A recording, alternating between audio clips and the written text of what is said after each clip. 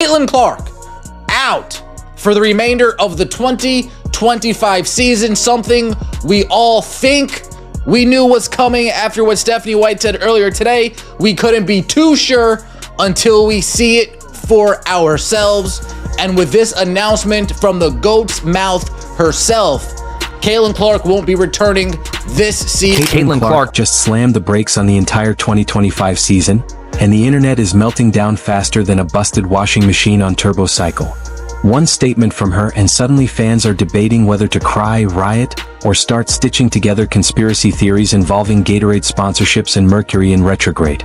This isn't a headline you casually swipe past. It's the kind that grabs you by the collar and shouts, "Wake up," because the whole game just flipped. Not surprising at this point, but still incredibly disappointing. Caitlin Clark officially done for the 2025 WNBA season, as she and the Fever announced on social media.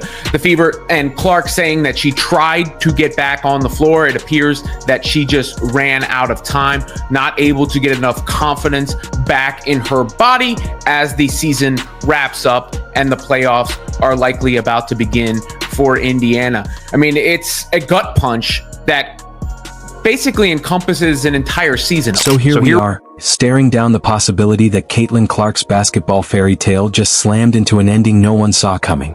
The superstar who turned every arena into a sold-out spectacle, the one who made even the most casual fans suddenly act like lifelong experts on women's hoops, is now stuck on the sideline looking like the most heartbreaking what-if in recent memory.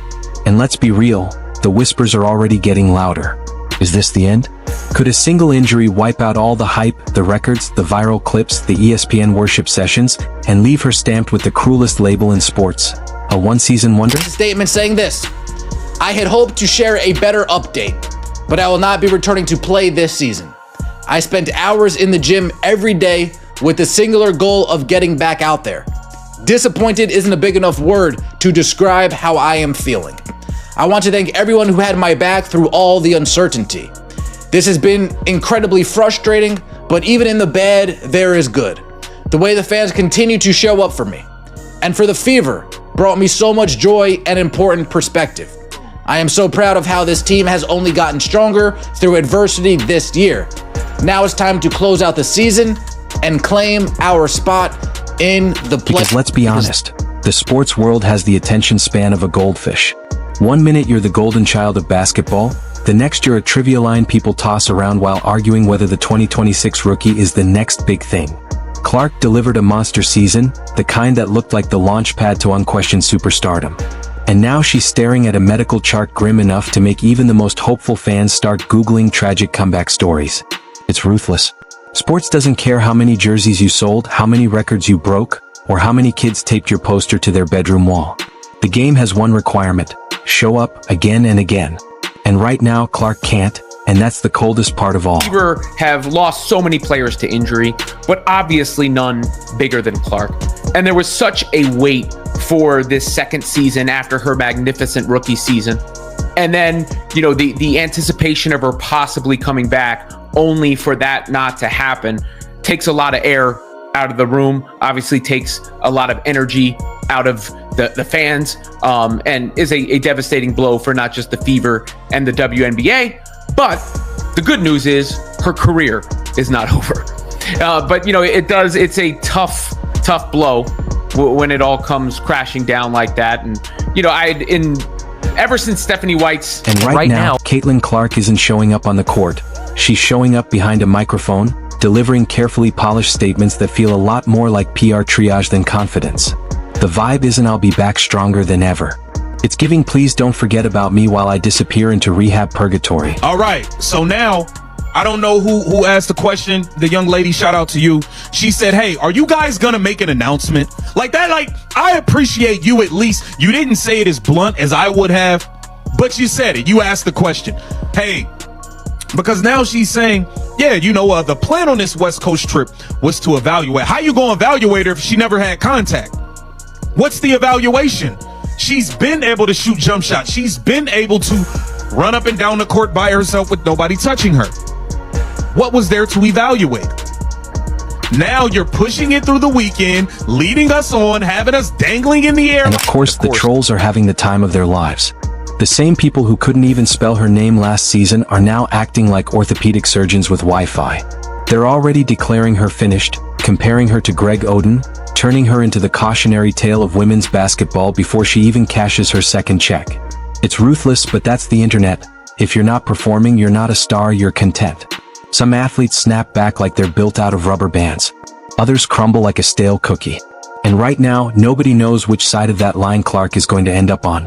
She could be the inspiring comeback story, or the name people bring up when reminding themselves that hype doesn't equal longevity. What makes it sting is how fast the script flipped. Just a minute ago, she was cooking defenses, dropping points like she had cheat codes enabled, and breezing through post-game interviews with that smile that said she'd cracked the sport's secret formula. Now, everything feels fragile, uncertain, and painfully unfair. Well, there you have it, folks. My hot take from earlier this year, all of a sudden, not so hot. Caitlin Clark announced that she's going to be out for the rest of the season. Obviously, a nice little post here thanking her teammates, saying she fought back, was in the gym trying to come back. She wanted to, but Caitlin Clark not returning for the rest of the season. It makes sense considering where the Fever are at in the playoffs right now. Right now, they are making the playoffs. They're the 8th seed, so it would be the final seed there. But are they going to make much noise? Chloe Bibby just went out for the rest of the season. She was one of the... Now every update on her condition reads like a plot twist from a daytime soap. Will she return? Will she be the same? Is her confidence shot? Stay tuned. Fans aren't watching her highlights anymore. They're parsing medical jargon like it's the Da Vinci Code, because it's easier than facing the possibility that they might have already witnessed her peak. The brutal truth? Not every career ends with a farewell tour and a standing ovation. Some just stop. And for every iconic comeback story, there are a dozen athletes who quietly fade into the land of, wait, whatever happened to them again? The kind of names you only remember when a quiz show digs them up. And the media? They're pouring gasoline on the fire. Suddenly everyone's debating whether Clark was overrated, whether she was just a hype machine, whether this proves women's basketball can't sustain a megastar the way the men's game can. It's exhausting, unfair, and predictable, because this is how the cycle always goes. Caitlin Clark is out for the rest of the WNBA season. She had posted this whole statement on Instagram, as well as the Fever officially announcing it just now here on this Thursday evening. And there have been some talks about from the Fever staff about her potentially trying to come back, and they had kind of been trying to drag this out as much as possible over the course of this season, but there simply seems to just not be enough time in this season for them to fully feel comfortable in getting her healthy. And the message that has been sent has always been the most important thing is her long-term health. That is what the Indiana Fever... You can't just be injured anymore. You have to become a symbol, a storyline, a debate topic that looks good on a cheerin'. So now her knee isn't just a knee. It's suddenly the centerpiece of a conversation about the very future of women's basketball. And here's the uncomfortable truth nobody wants to spell out. She only got one season. One breathtaking, electric, arena-defining season before everything started collapsing around her. 1 year of magic. 1 year of destiny. 1 year of being the chosen one. If that's the whole resume, what do we even do with it? Was it true greatness, or just a brilliantly chaotic fling with fate? Sports history doesn't care much for short stories, it worships epics. And right now fans are stuck asking the questions that sting the most. Will she ever be the same? Will the injury shrink her game? Could the Caitlin Clark era end before it really began? The ambiguity keeps everyone glued to every update like it's a cliffhanger. But here's the twisted part. If she never comes back, her legend might actually grow. Athletes who vanish early don't get remembered for their flaws or their slumps. They get frozen in time. Immortalized. We remember the promise, the hype, the electric potential of what they could have been, not what reality eventually turned them into.